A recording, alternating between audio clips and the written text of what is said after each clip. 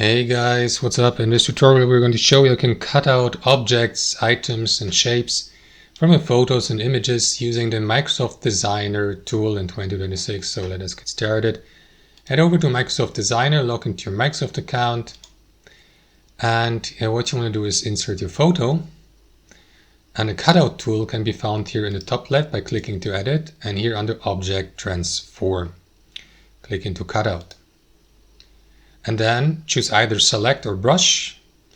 So if you choose select, click into the given object I would like to cut out. Let's say that word here. Click into it, click into cutout to the left, and well, in this case here, the rest has been cut out and the image has been kept, as you can see. So it works the other way around. Let me just undo this. And you can also use a brush for that by clicking into brush here. Adjust the brush size here, example more or less here, and then draw into that object you would like to keep. In this case, click into cutout after that and let Microsoft Designer do its work, and that's how it works. Thanks for watching and have a wonderful day.